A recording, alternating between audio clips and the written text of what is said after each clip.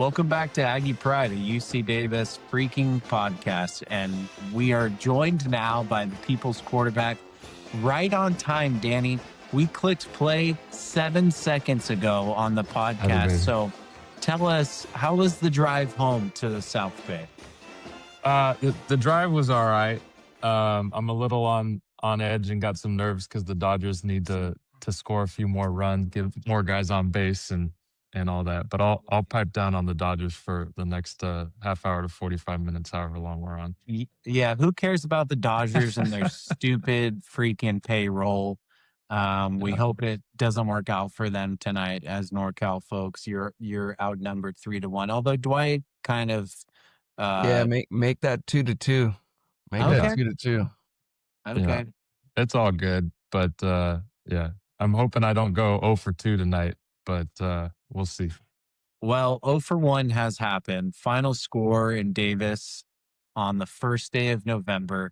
The Bengals of Idaho State, which is the worst brand of Big Sky football, 38.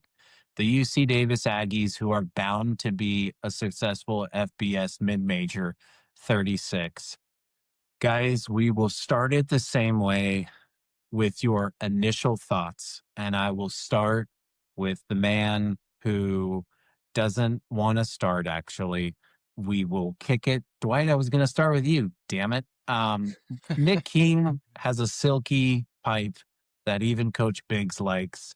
So give us your sack mind. Bank like a champion when you bank with University Credit Union. UCU is the official credit union of UC Davis and is committed to giving every UC Davis student, faculty, staff, and alum a financial advantage. From low loan rates and financial coaching to high savings rates, including our new Elite Certificate Special, University Credit Union helps you reach your financial goals. Visit ucu.org for details. Use promo code Aggie Pride Podcast to get started. University Credit Union is federally insured by NCUA. The Aggie Football Fund provides essential gap funding for the UC Davis football program, empowering the team to access vital resources for player development and program success. It also reconnects and engages former football alumni to maintain the legacy of Aggie Pride and perpetuity.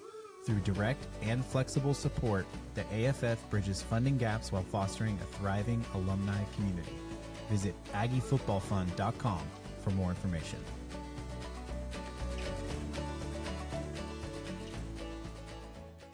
This episode is sponsored by the Larison Real Estate Team, Bob and Jan Larison. You already know the name. They've been incredible supporters of UC Davis football, this podcast, and of course, they're Lance's parents, now cheering him on as he suits up for the New England Patriots. Off the field, Bob and Jan are one of the top real estate teams in the region, helping folks buy and sell across Idaho and Eastern Oregon. Whether it's a home, land, or investment property, they bring experience, hustle, and heart to every deal. So if you're looking to make a move or just want honest guidance, check out LarisonTeam.com or follow them on Instagram at Larison Real Estate. Huge thanks to Bob and Jan for backing Aggie Pride.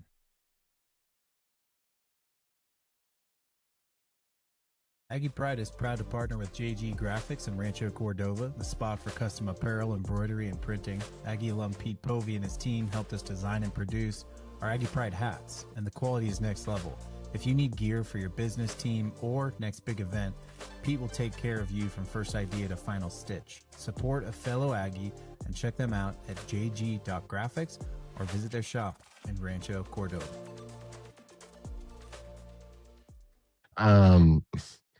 The game felt like a 7-on-7 matchup or like a scrimmage or something. Like the heat, no one in the fans in the stands, or at least all on the shady side, just like offensive scoring, no defense.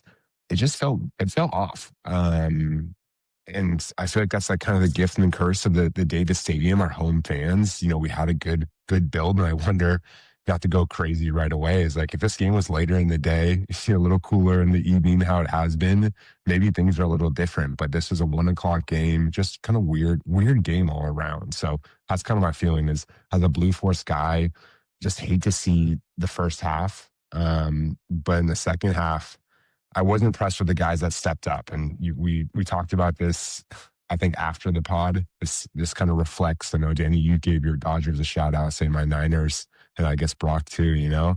It's just like injuries after injuries after injuries, and seeing that I'm almost like top 5, top 6 players are hurt. To see Carter Vargas go down, see Drew Cofield go down, it's just rough, man. So those are kind of my two thoughts. So it was a weird game, tough on defense, and we're just constantly getting injuries. Okay, Dwight's introverted and likes to think through things like my wife, which is a sign of wisdom. So Danny will pass the ball to you, even though you can't catch. All good. Quarterbacks always have the best hands on the team. You know that.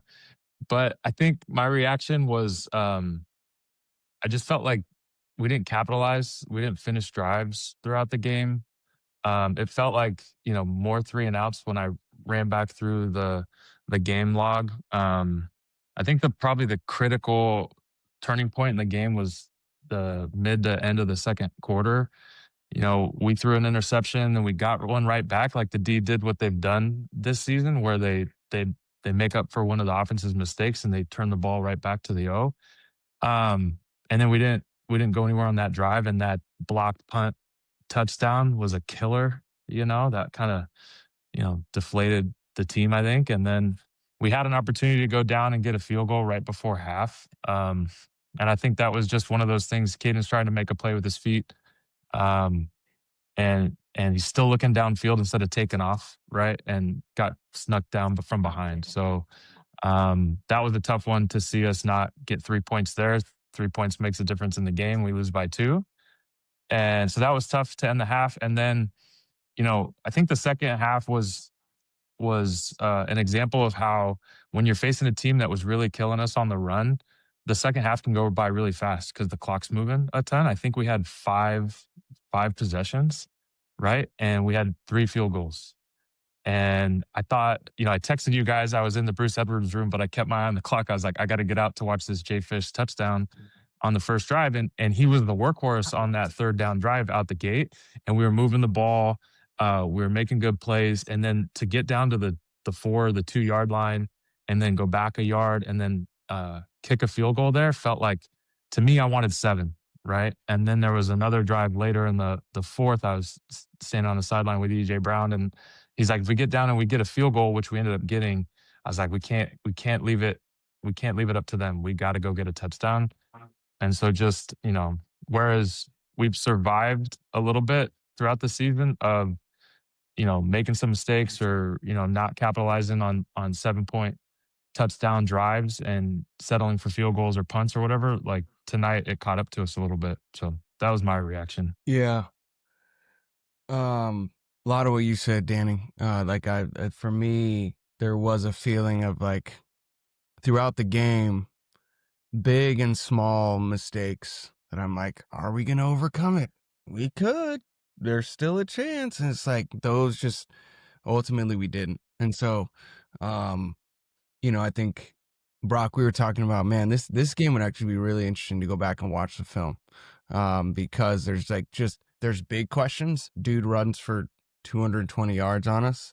And that was really the only rushing, but still like one guy just gashing. It'd be good to watch the tape and like the defensive formations, obviously adjustments in the second half that limited their scoring. So kudos in that regard, but it just felt like there was little to big things. Like obviously the turnover's big. The red zone 3 versus 6 piece, and then small things that aren't actually small. Like penalty, like not a ton of penalty yards, but 6 penalties that came at really costly moments that created a situation where we went 2 for 8 on third down because we were in some third and longs that we didn't need to be in. So yeah, just that overall feeling of, you can't always survive while making mistakes. So the whole win and learn, like this was a lose and learn situation big time. So that's kind of what I'm sitting with. And I'm just bummed that, like we were talking about, Danny, you want to have the ball in your hand at the end of the game. So feeling like even with everything, there was still the opportunity to go get it, and we weren't able to. So there's it's just a lot of missed opportunities, like you said, Danny. That's what's on top for me. Brock? Yeah, lots of things. I'll try to keep it short. You touched on the turnovers, three turnovers by Caden, and we love Caden, but 2 picks, and then the sack fumble, the decision which Plow owned in the post-game press conference to call that play. Some coaches would think, I have a freshman quarterback, I'm just going to kick it. Like, what can we really gain when you're at like the 25-yard line or something? Like, you can score a touchdown or you can make it a slightly closer field goal. And Hunter already banged a couple in the game. So that's a thing. The interception into triple coverage, trying to force it to Batu at the end when he had Jay Fish underneath, is another thing that Coach Plow touched on at the end. I will say it's an interesting dynamic for a team when you have a uber talented freshman quarterback who's been lights out, and then you have the senior who everyone loves, like Jan Larison a few weeks ago was like, I hope Grant gets in. Like, everyone loves Grant. Like, everyone loves Danny. He's been there. He's worked his butt off. We want to see Danny get in the game. We actually do, if we're honest as players. Well, Grant got in. He balled out for half. Then he kind of struggled, but we won. Caden comes back. He's clearly the number one guy and still throws for 325, still throws for a touchdown, still rushes for 70 yards. Like, shows all of the reasons why he's Caden Pinnick. But 3 turnovers is 3 turnovers. And it's hard to win a game when you do that. The 49er injury vibes continue to grow. And we just want to like sprinkle some pixie dust on that. And we want to, like say a little prayer or seance and like remove that. We are not about the injury bug. You can go find someone else. Like, why don't you just go to Greeley and mess with some Bears from Northern Colorado? The Aggies are on the rise. We don't need it. So just get the out of here. Carter Vargas is a dude and he's a sweetheart, and he goes to Woodstocks after beating Cal Poly, just like Dwight and myself. And you know who's there with him? His mom, his sister. Stay the fuck away from that guy. Portland State last year, we beat them by 1 point on the last play of the game, and I felt like it was not a touchdown when I watched it live. It counted. Today, it didn't work out that way, and we played another bad team. And that leads me to this: motivation. The Hawkins gang was going to be motivated. We talked about this in the pre-pod. The reality is they were dialed and ready to go. And I saw Dan coming up to Cody to tell him to take a timeout at crucial moments. Like, this was their Super Bowl. They won. They're going to be 4-8 this year, which we love the Hawkins game, but like, that was a thing. Like, it was a long embrace from Cody and Tim after the game. It was a thing. And the emotions around that, I'm interested to think what you guys are thinking, but a couple other things. We dominated time of possession. Didn't matter. There was 11,000 people there, but we were all tired because we went trick-or-treating or because we're trying to become a doctor or something. Didn't matter. There was 12 kids in the student section. And it was the definition of a close game. Look at the box score, be in the stadium, watch it on the shitty feed that my cousin's texting me. He couldn't even watch half the game on. And this is why we do want to be in the Mountain West. Like, you're in the Big Sky, and Plow comes on the pod 2 weeks ago and is amazing and says amazing things the entire time. And yet we are the same as Fresno State, but we're totally not. Because my family who lives on the East Coast knows who Fresno State is, and they don't know who UC Davis is, and they can watch Fresno State on CBS Sports Network, and they can't watch us on Big Sky ESPN Plus, because even though Scott and Scott are a great show, it doesn't work. I'm done talking, and I will now ask another question. I will say, why did we lose, and what did we lose? And Dwight, since you're an internal processor, you need to think about that. Danny can read a coverage like Tom Brady, so he shall start. All right. Like, why did we lose? I think, we've won as a team, with all three facets of the game over the last bunch of weeks. If the offense isn't playing that great, the defense has picked us up. Special teams has been pretty solid throughout the season. I think today everybody kind of has some ownership of that loss, right? Like the block PAT to start. That's another point that's not up on the board. I didn't really see how the block punt for the touchdown happened, but that's usually just a mistake there. And then offense we've touched on a little bit with the lack of putting sevens on the board and settling for field goals. And that stat about the third downs was kind of jarring to me. But watching the game, I wasn't super afraid of their quarterback or the big receiver number 9 or the big receiver number 14. They didn't really like strike fear in me as weapons, but that running back was really good. I think we made him look better than he probably is. Like there was times where it was kind of Jekyll and Hyde throughout the game for me. There was times our D was swarming him and getting him and taking him down for a loss or no gain. And at some crucial moments, so the D stepped up for some of those crucial moments where we needed a 3 and out or we needed a 4th down stop, especially late. Like we got the ball back with an opportunity to go down and hopefully close it out or make it harder. But then there was times where the guy didn't get touched. Like his jersey was really clean for the first half because he didn't get touched a lot, 5 yards into the defense. So that was tough for me. But I think why we lost is because not just a lack of sharpness across the whole team. I don't think there's a scapegoat or anything like that. I just think a little bit of that, like Dwight's been saying, you win and you learn, and we're getting through some mistakes, and we're still winning despite the mistakes or despite the maybe sloppiness or not so cleanness. And today it just caught up to us a little bit. And I think there's a lot of guys stepping up. I just think sometimes the Bengals were motivated today, like you were saying, Brock, and they kept it close. Like every time that we would go down and I think we were gaining the edge and getting momentum, they'd come back and have a good drive. And they're pretty solid on D. Like they never let us gash them too much. Every yard, every first down, every touchdown, all the points were earned. So credit to them. But yeah, I think, we've talked about it. Like now that Davis has gotten to a point where we're like at the top of that Big Sky, every Big Sky team is going to play us like it's their Super Bowl, and they did that today. And real quick, because I know I've talked a lot, but like what we've lost, I think we just lost the ability to control our destiny. Like now we got to go win 3. If we win 3 games, like everything, we'll look back on this like, hey, it was a learning lesson, bump in the road, and part of that, building of the team that gets into the playoffs.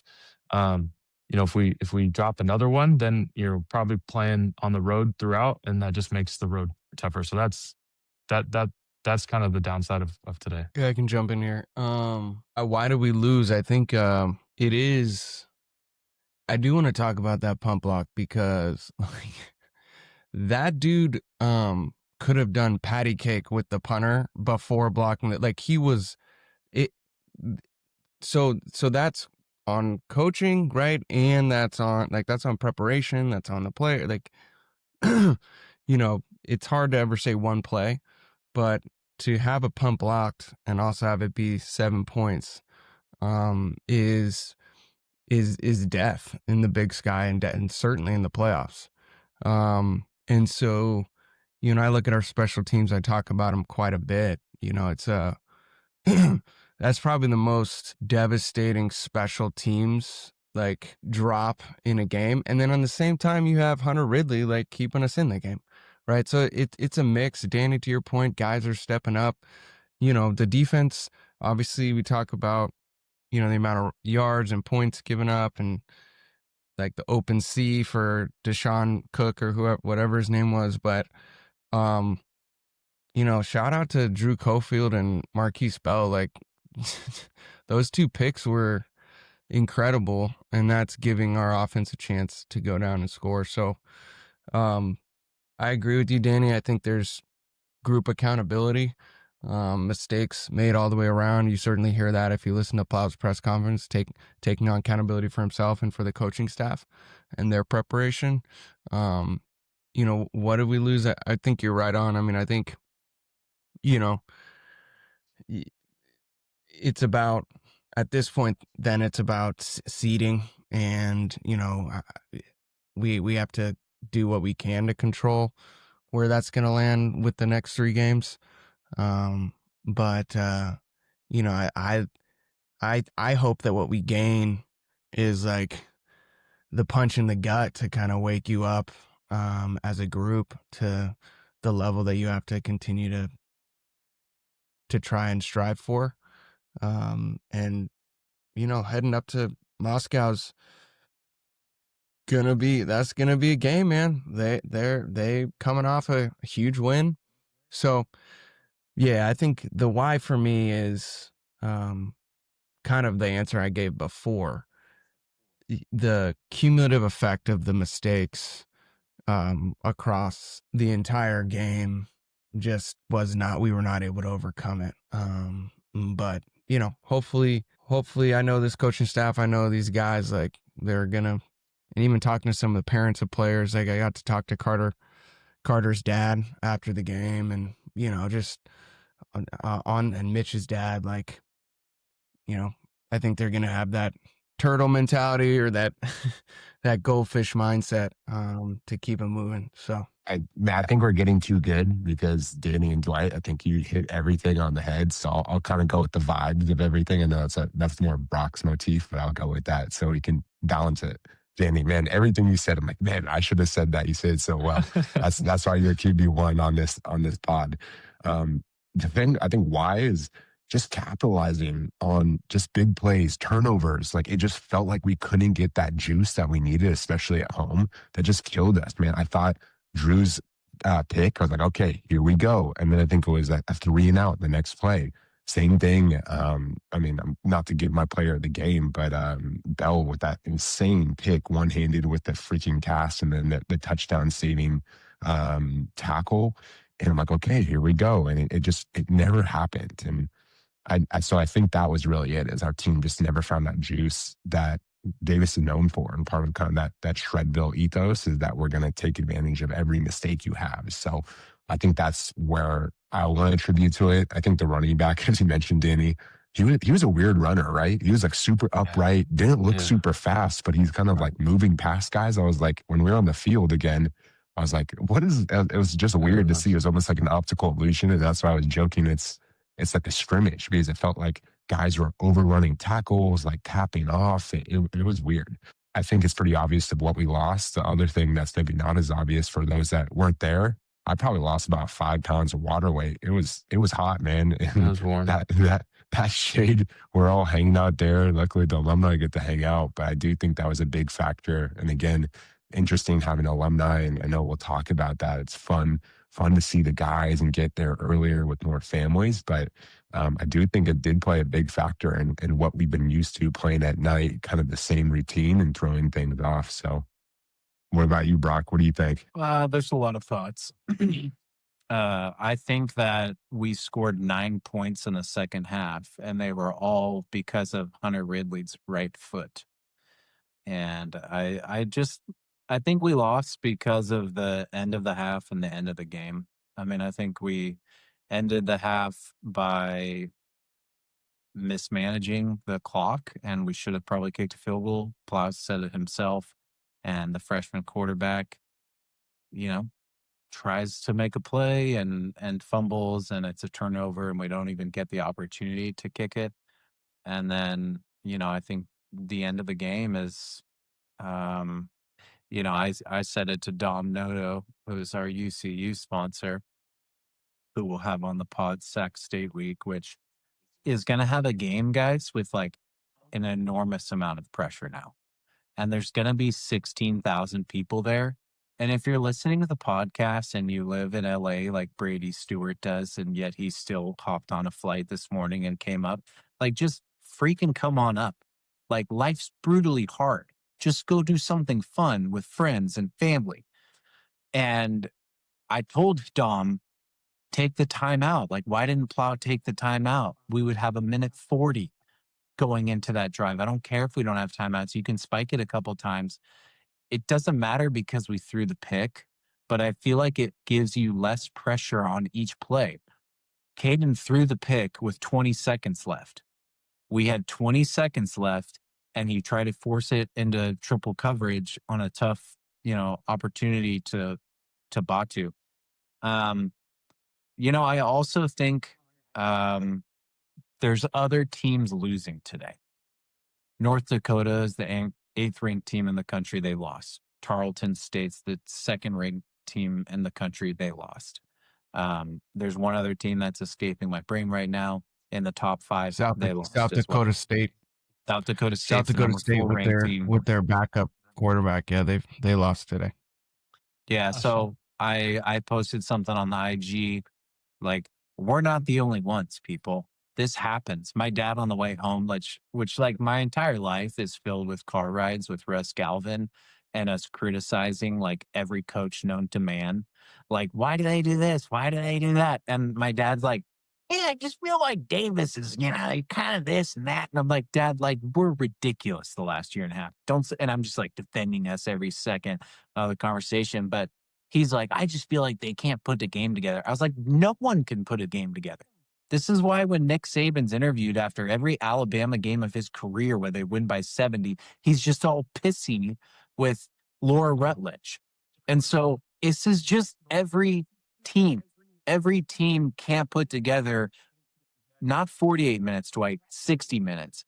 And so, for us, I feel like, yeah, we can't put together a full game. No doubt. Like, we got injuries. We got issues. Like, our defense has been interesting this year. And today, I think, like, honestly, that's the story. Our defense really struggled against Idaho State. And Cole Batson, who had a fine game and has been a very solid pickup for us in his post-game press conference, says, like, once we figured it out, we got better. And we did. Like, we gave up 3 straight touchdowns, and then we held for a while. They blocked a kick for the other touchdown, which is how they got to 28.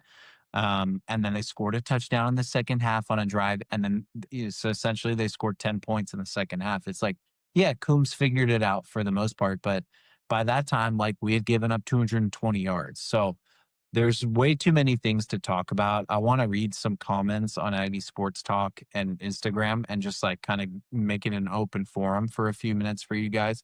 And then we'll finish with some looking forward thoughts presented by BPM&J, which is another reminder to get your life together, get your shit together, and plan for your future. Because, my parents are finally doing this in their life, Dwight, praise God. And it's really important because end of life stuff gets really messy. We all know this. And have someone like Scott and Craig Judson in your corner helping you out is a big freaking deal. Okay. So figure that out. Aaron Duncan, who coaches high school football, says it's reminiscent.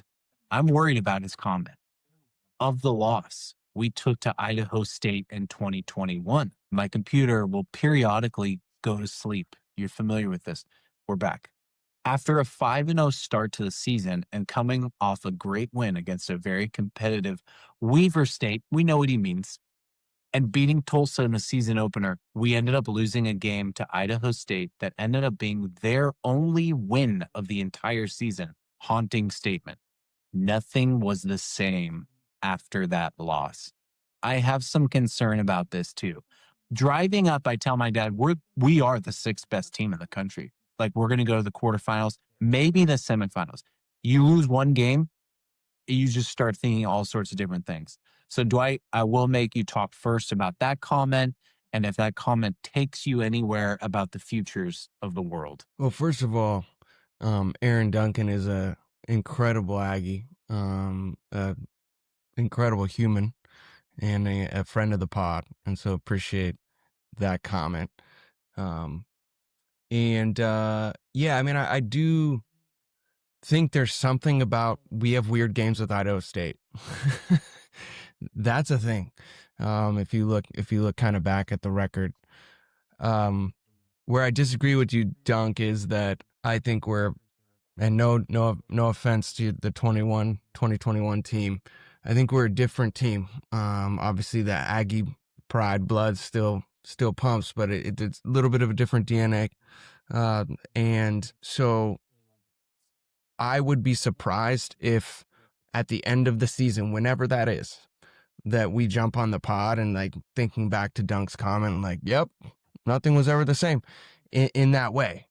I think that if anything, nothing will be the same, because this is I was telling you, Brock, this is like the first, since we started the pod, this is the first loss that we're talking about that's like you could call a bad loss, right? Whether you're talking about ranked versus unranked opponent, what the expectations are around it, and every opponent in the Big Sky is good. We get that. But this is the first experience for these guys that have been on the team last year and then this year of this type of loss. And so I think there's way more upside into how this can actually spur and motivate the team going into Moscow and going further into the season. So I'm going to take that juju from you, Dunk, and spin it 180 into some positive opportunities to get a fire lit under this group. No one's going to save us. The injuries are what they are. We have to be the captains of our fate, and we have to step up. So that's what This episode is proudly sponsored by Next Level Sports, delivering the best youth sports experience. If you have a young, aspiring athlete in 1st through 7th grade, this is your chance to get on the field with Next Level flag football at UC Davis. All teams are coached by a current UC Davis Aggies football player, giving kids real mentorship from the same student athletes who practice and play on the same field within the Aggies football program. All activity takes place at UC Davis Health Stadium, so you get the full game day experience every week. Whether your participant is brand new to the sport or already obsessed with football, Next Level focuses on skill building, teamwork, and growth. It's an incredible way to build confidence, make friends, and learn from true role models. Registration for the 2026 Next Level Spring Flag Football and Winter Volleyball seasons at UC Davis are now open. Spots are going fast, so sign up today at nextlevelsports.com. Give your athlete the best youth sports experience. With over 55 years of experience helping families and businesses navigate life's legal twists and turns, the law firm of Bold, Paulsner, Maddow, Nelson, and Judson is a proud partner of the Aggie Pride podcast.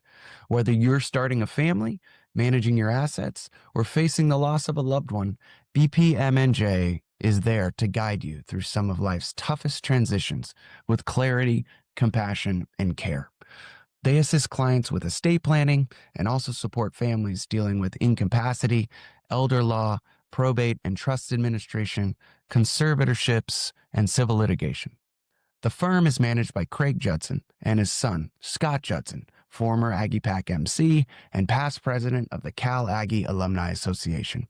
With offices in Walnut Creek and Sacramento, BPMNJ serves clients throughout California, bringing trusted legal guidance wherever it's needed. And here's something special for our listeners. Mention this podcast when you book your free consultation at bpmnj.com, and you'll receive $500 off a comprehensive estate plan. Bold, Paulsner, Maddow, Nelson, and Judson, powered by Aggie Pride. Join the Cal Aggie Alumni Association to connect with Aggies across the globe. Members of CAAA enjoy trips, networking opportunities, VIP invites to events, and access to dozens of discounts. Sign up at alumni.ucdavis.edu/membership. The Aggie Football Fund provides essential gap funding for the UC Davis football program, empowering the team to access vital resources for player development and program success. It also reconnects and engages former football alumni to maintain the legacy of Aggie pride and perpetuity. Through direct and flexible support, the AFF bridges funding gaps while fostering a thriving alumni community. Visit AggieFootballFund.com for more information.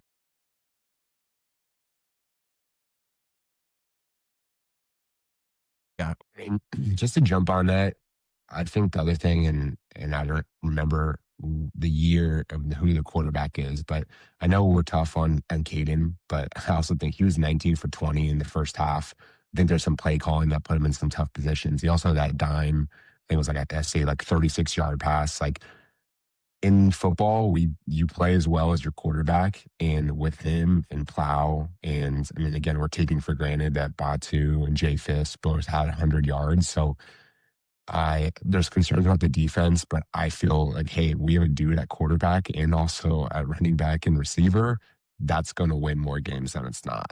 I think we have a high standard, but I feel really good about where Caden's at. Especially this is his first game back after I think they said 3 weeks. So yeah, I think we hate to see these losses, but we also talk about this is the big sky. I mean, Brock Dwight, it's kind of scary about the pregame. I was listening to it this morning while I was working out. Well, a lot of things you guys talked about, like red zone offense, how good we've been, and we struggled there. You mentioned all the things about kind of Hawk and just everything that's going into that I was right at the end zone view of that punt block. So I saw it perfectly. And I was a wedge guy. If you guys remember my first 3 years, I didn't step on the field. That's all I did is wedge. And it's all about counting from the middle guy in, and they had an overload on that side. And I think Plow mentioned that. That's something we hadn't seen before. So they had some tricks up their sleeves. So it's a tough loss, but I feel really good about Caden, and that's what it's about, is having a QB1, just like Danny's our QB1 on this pod. So it's going to lead us to the promised land. Yeah, to kind of continue what you and Dwight have said, I think this loss only has meaning in the context of which the rest of the season plays out, right? If the rest of the season doesn't go the way we need it to, this loss is the first stumble to the eventuality of when, the injuries became too much and the tipping point and, too many mistakes built up. And then how we react on the flip side, to Dwight's point, I'm right there with Dwight on how I think this goes, is it was the, gut check. It was the reality check. Like, if we're going to go and achieve the goals we have for the season, we got to buckle in even more. We got to focus in even more. We got to put in the effort even more. And they got to dig deep and find it. And so we'll see. It feels, it's tough now, man. I was nervous in that fourth quarter. And each time that we didn't put up 7, it was just kind of like, we've got to go get it. We got to close the door. And we didn't. And then to Nick's point, I think it was great. Like we got 100-yard rushers. We got good receiving. The defense is still doing turnovers on a high clip. We're playing really good. I've been workshopping this take that, the offense specifically, Shred Bill specifically, but the team in general is like the Millennium Falcon, right? It's a big bucket of rusted bolts and stuff. But, Han Solo's like, I could still do the Kessel run in 12 parsecs, the fastest ship in the galaxy. Like, we still have it, man. And sometimes we're just getting sucked in the tractor beam of the Death Star. But I'm hoping like really hard that we're going to figure it out and the good guys are going to win the end. So I don't know if I landed the plane on that take, but kind of occurred to me, like, we have all the ability to go fast and get it done and be the fucking heroes. And, like you said, like, I felt like the first half was kind of like not quite there, and he was 19 for 20 and was running too. So it's like, I don't know. I hope we find that perfect game, and we find that perfect game like right when we need it. We can't look past Idaho. I'm going to be there in Bozeman. Can't wait for that, because like we got to go toe to toe with the Bobcats. And then whoever, Sac State's not going to lay down, right? They're going to want to take it away from us. They're going to want to like kick us out of the playoffs. So I just, I still have high hopes for the team. Today doesn't feel good, but, there's so much like evidence of just this team has that potential. And I'm excited to see how we finish. And in maybe the best layered Star Wars kind of analogy wasn't on my bingo card for this recap.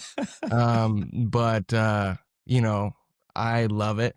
And I think like we got to take on the mentality of being the rebellion. We got to figure out how to bounce back from losing this battle and win the ultimate war. I think like there's a reason I haven't said anything about Caden, because I agree with you guys. Like he's of course, there's the turnovers, but when asked why did we lose the game, I don't think the answer is Caden Pinnick, and I think that there's there was a lot of really awesome stuff that happened today on the field. A lot of guys that did a lot of great stuff. It's just that we have to get better at maximizing the great stuff, minimizing the stuff that will hurt us.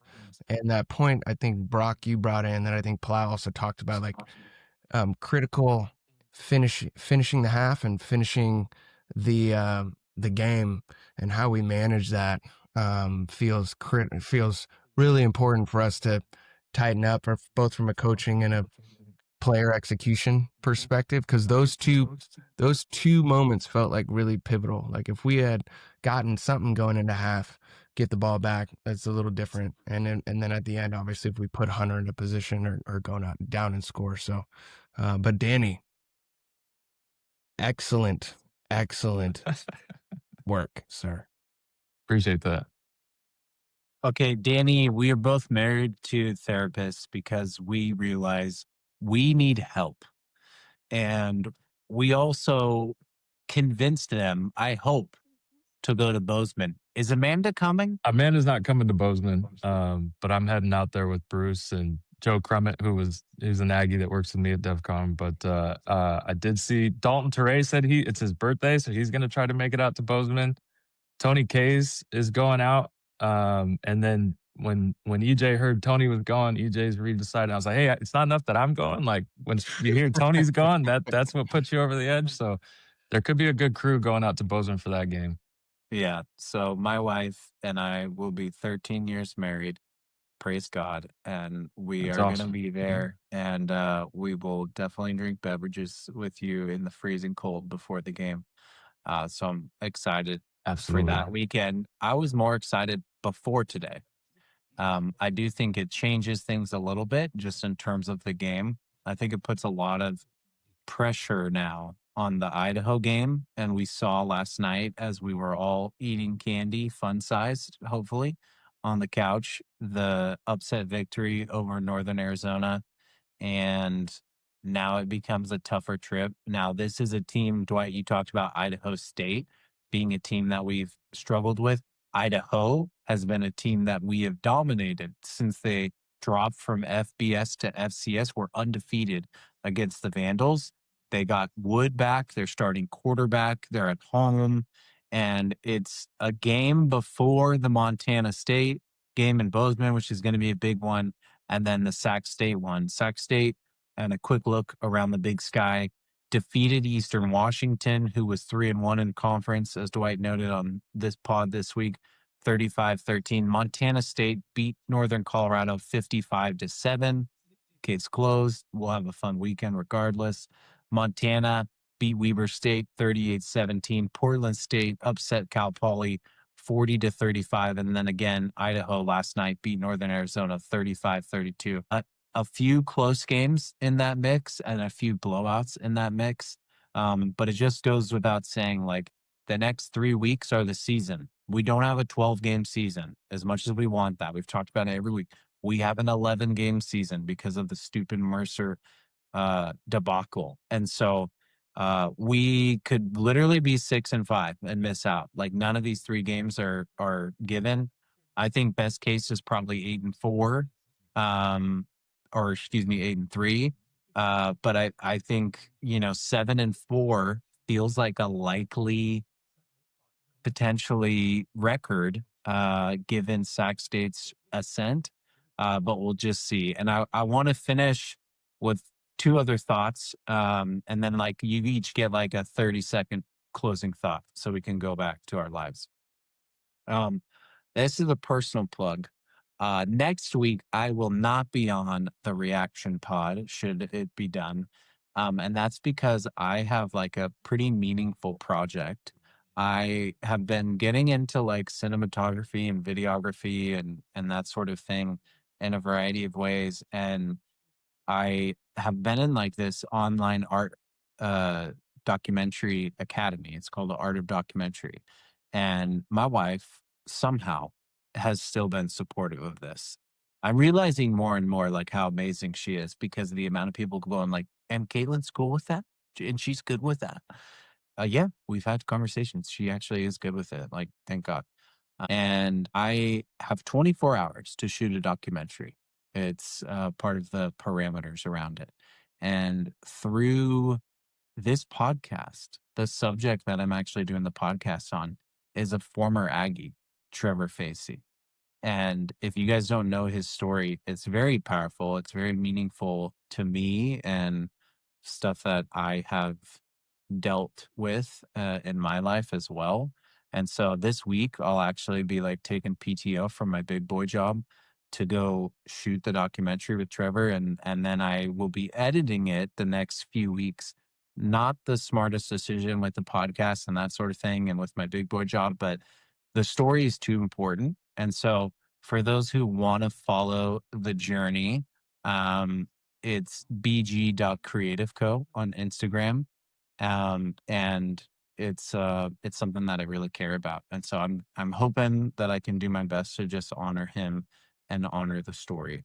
So thanks for hearing that kind of personal plug. That being said, I want to get your guys' last kind of 30-minute or 30-second take on looking forward. And so I will give mine and then you each can go. The question is, how do we respond? And my thought is, are the injuries too much and will the season fizzle out? Of course, I don't want that to happen, but we are human beings and we get tired and we get hurt. And sometimes it just doesn't end up the way you want it to. That embrace for Coach Plow at the end of the game, I would imagine, was very difficult.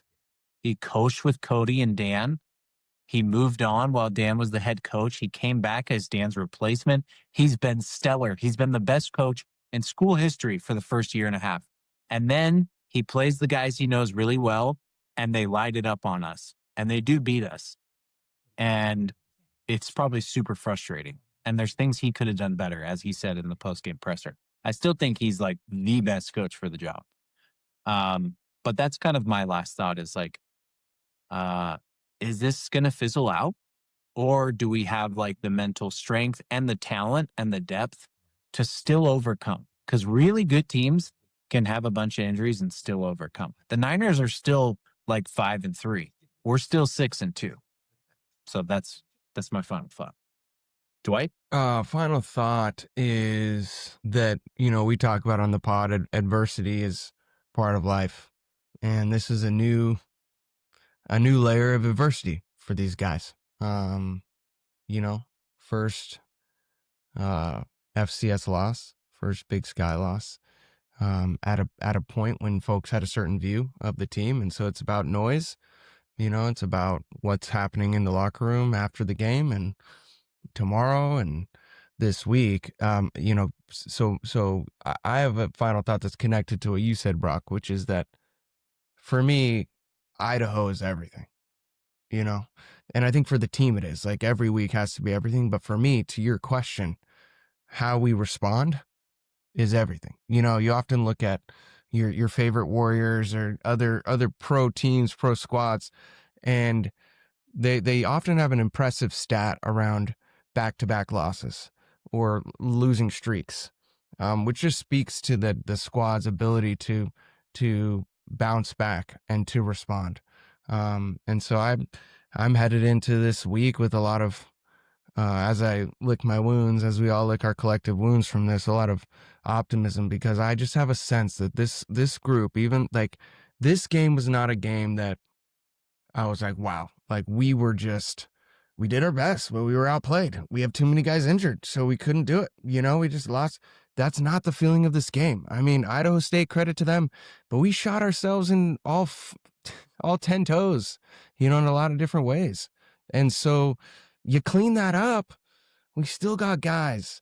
And so that's kind of where I'm at. It's like, man, all right, it wasn't enough. Let's watch the film. And let's get better. So that's my final thought. I think we've touched a lot on it. Like I think how we react is going to be my biggest thing I'm excited about. I think we have the talent and we have the ability across the whole team, all three phases, to go win out and then go carry a ton of momentum um, into the game. And I think as we achieve the levels of success that we're all hoping, that Plow keeps pushing this group to, that we don't, sulk our heads and think like, we're taking a step back here. So I have a ton of confidence. I have a ton of optimism. That's not going to change. And to shift gears a little bit, I think, from the support side, like it was great to see a lot of guys, right? EJ and I showed up, had a quick fireball shot with Randy Dixon at his tailgate. He gave a rousing speech to his whole crew. So I think it's fun to do that, like to be able to, walk in and go see people on a regular basis. And then, Tony Kays and JJ Barcy, two Aggie legends, were there. Dalton Teray, Danny Hart, Reggie Mason, Jimmy Kunkel, Taylor and Todd Sloat, and just so many of our guys. And I know there was the alumni tailgate too. And I think I heard there was like 100 alums. So I think if we all collectively continue to like bolster support and call guys like Brock, you were saying, hey, fly up, let's like make plans for the Sac State game. And then we all continue to rally. I think, we'll be coming at from both sides. The guys keep performing on the field, all the alums chip in. And I know it means, something to the players to see that alum support, to see that they got our backing and that we believe in them like that. So I think we keep pushing and keep raising the bar. I disagree about going to the Mountain West or whatever. Let's go win the Big Sky year in, year out. Let's go get to the national title like Plow has said. That stuff's going to be in limbo, like Plow talked about with you guys on the pod. Like, who knows if the Mountain West is even where we want to be, or, by the time college football is going to continue to break, right? And I think we just got to focus on playing the guy against us, right? Like in his pregame speech, Nick, you and I were in there, and he's just like, I don't care who's out there. It's about us, right? It's like, we got to go play the Aggie football that we're capable of playing, and the results and the future and all that'll take care of itself. And so, yeah, I've rambled a little bit, but yeah, I think we're going to take care of it. We're going to find out.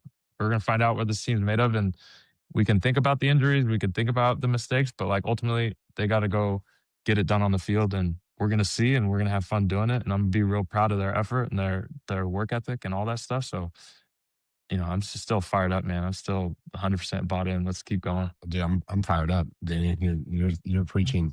I mean, and Danny, you talked kind of what I was thinking about. I think we talked a lot about the game. So we were at the alumni lunch. We had the pleasure of eating alongside Dr. Brandy Waite, who was actually awarded in the second quarter. I don't know if you guys saw that. That was really cool to talk to her, see her family, hear how much she's given to the Aggie pride and the community there. And I also had the pleasure, I was walking from the alumni lunch to the locker room because Danny, like we said, got to listen to the speech, and I'm walking, I'm on the street, and I take a step back, and there's a lady next to me, and there's a car that pulls up, and we're like, oh, shoot. And she catches, I say, hey, thanks for catching that because I didn't see it. And she's like, hey, I think I know you. And I'm like, oh, yeah, I'm Nick King. I played 2009 to 2013. She's like, oh, yeah. She's like, I'm Bob Biggs' wife. And I said, oh, that's amazing. And so I had this 3-minute walk with her, which was so fantastic. And she talked about how much love that Coach Biggs has for everyone, his staff. And that really cultivated and kind of set the precedent of what I think Aggie pride is. And shout out to the new hats. So, I have multiple now. And I think that's what it's about, is that Coach Plow loves his players. I mean, and then the players love the players. I mean, Brock, to hear you be vulnerable and share this, man, I'm so proud of you and so happy for you. I can tell all you guys, I love you. Like, I think that's what it's about. And so I'm super excited thinking that this is going to be an away game with kind of our backs in a corner a little bit. That was personally my favorite, is going to play away. We say, hey, we had a tough loss at home. Let's go on a business trip. It's just the boys that you love, the coaches that you love and trust, and let's win this game. So that's what I'm really excited about and feel really good about this. I know it was tough, but talking to you guys and, again, feeling the Aggie pride love, I feel good about kind of where we're going and what we still have ahead of us. Love that. Yeah, it's interesting to kind of process your emotions, right, Danny? You get in a group with people. Maybe it's a group therapy feel of tonight, and that might be what we call the reaction pod. Is like you kind of remind yourself when you're going through the spiral and you're going down after a bad loss. Like, but what about this side of things? This is what we call a reframe in therapy, as I just become a lecturer. But like honestly, like kind of reframe things, just not to be a dick for a second. Um, and just realize like, okay, we were 17-4 under plow. Okay, we're 17-5. Okay, we lost to a team who's not that great. All right, we almost lost to Portland State last year. Like, we're not invincible. And it goes back to like the conversation I had with my dad on the way home. It's like, yeah, dad, like they're 19 to 22-year-old kids. They're just they're not robots. Like it's the day after Halloween. Like, not that they all went out partying last night, but like, I don't know. I was super introverted and insecure in college, so I would never have gone to a party. And I'm not even insinuating they did. Like, that's not the point. The point is just like, we're human beings. I was tired the whole game too. You know, my kid was trying to leave all second half. And I was kind of like, yeah, if it's just, if you can't handle it the second half, Easton, I totally get it. We'll leave. Luckily, we had a bunch of kids around us that he stayed. And so I think the reality is like, Yeah, these and are just to college say, kids. my kid was trying to tackle Brock and wrestle him every 5 minutes. I felt for the guy. I really did. I tried to redirect her. I did. You did. You did a good job. But Samara is way too cute, even when she's Elsa on Halloween. But next week, guys, we got the Idaho Vandals in Moscow. I think it's a very difficult matchup. I think it's a team with talent. It's a first-year head coach. And, you know, I think it's a big Caden Pinnick bounce back game. And I'm also like, is Carter Vargas really hurt? Like, is he really hurt? Because if he is really hurt, like Kaiasia, the Del Oro teammate of Caden Pinnick, came in and had a nice little cut on one run, but like it was mostly Jay Fish in the second half. So we got to have a two-headed monster. Jay Fish, I wish he played every play, but once Carter Vargas came in and looked amazing, we realized, okay, Jay Fish is small. He needs, and Plow has said this, you can't put him out there. He's a Ferrari. He's not like a Ford Bronco who you give it to 40 times a game. So lots of things to think about for next week and the weeks thereafter. But thanks again for joining, guys. And go Aggies. Yeah, Go good luck Aggies. with that. The documentary. Go get them, huh? Thanks, man. Appreciate it. Thanks, fellas. All right. Have a good night. Good night, y'all.